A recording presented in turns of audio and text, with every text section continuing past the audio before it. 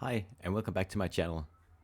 So in the previous video, I showed you how you can use the timeline sheet to change between two tracks. And I showed you how you can change between the normal tempo to the high tempo using the time left parameter here. So when that gets below 100, then we go to the high tempo. So I can show that quickly again.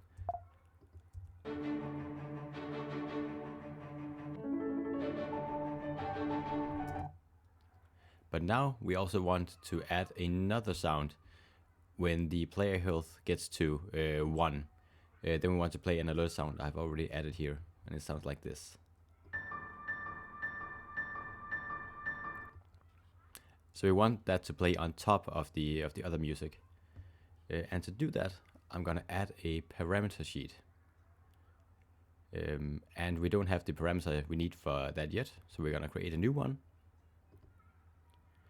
And because it's player health, it'll be like 1, 2, 3, so we're gonna use another discrete parameter. I'm gonna call that player health. And I want it to range from 1 to 3. And the initial value should be 3. Alright. So this is our parameter sheet. And one key difference between the parameter sheet and the timeline sheet is that on the timeline sheet, the playback position is function as we know it from a DAW, like you press play and then it keeps on going. But on the parameter sheet, the playback position is determined by the player health in this case. So you can see right now, number 3 is highlighted. And if I update the value, then you can see that it jumps around. So it will play the clips that are attached to in this case, the individual numbers. So let's try to add the low health here. All right, let's try to play it. Let's go back to the normal tempo version. All right, so now our music is playing, but let's try to lower the player health and see if our alert will play. All right, it's playing now. Then let's try to increase it again. But now we can see that it does not stop playing. And that's because I forgot to check this button down here called cut. So basically that tells FMOD that when the parameter updates, so this is out of the range again, then stop playing the clip. Otherwise it will keep playing. So let's see if that works correctly now. Okay, it's playing. And then it stops if the player increases their health. So that is one way we can use the parameter sheet. And I want to show you another way that we can use it. So instead of playing the alert sound when the player health is low, then maybe we want to play the alert when the player gets close to an enemy, like in a stealth game, for example. And that might not be appropriate for this style of music, but I think you'll get the point. So let's go up here and add another parameter sheet. And then we need a new parameter. And this time we're going to do continuous.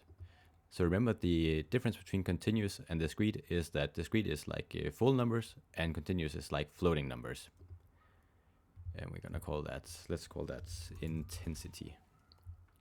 We're going to range it from 0 to 100, initial value 0. All right, and then for good measure, just get rid of the this one. Okay, and actually for this example, I'm going to add another audio track. Because they actually share the same track here, even though they are different sheets. And we do not want this in this example. So we go back here and we add the lower health audio. And when we have this like continuous parameter instead, then what we can do is that we can stretch our audio clip. Whoops, there it is. Then we can stretch our audio clip to play where we want it. So let's say that we want to start playing the alert sound when the intensity gets to 50. And here's actually easier to see that the playhead is determined by the value of the parameter. Okay, so in this case we want the audio to play when we're getting closer to the enemy, and let's say that's about 50. Let's try that.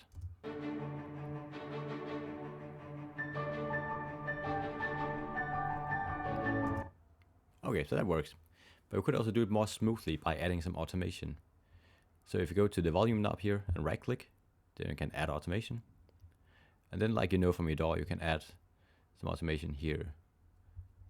Let's try to go, maybe that's too low.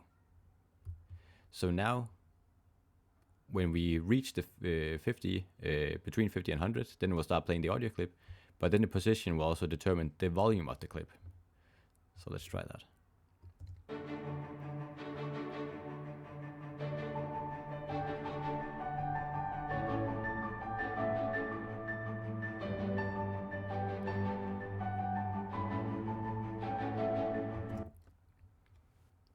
This technique is also useful if you want to fade between tracks. So let's go back to the stealth example. Let's say that you want the normal background music to play when you're not close to an enemy, and as you get closer you want to fade that out and then fade in the alert. We can actually try to do that pretty quickly.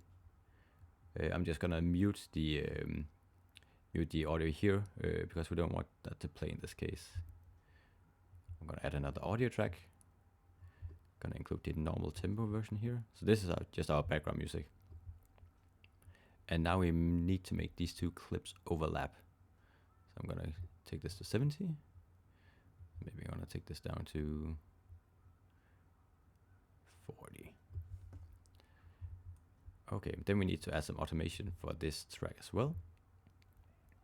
So what we want to do is that we want to play the tracks like the background music at full volume until they intersect here. And then when that ends, we want that to go completely out. Well, let's say then we want to start to fade this in when they overlap. And then we need to remember to check the cut here, so they will stop playing when they are outside of range. Okay, so now we should only hear our background music in the beginning, and then as we slide up here, then our background music should fade out and our alert fade in. Let's try that.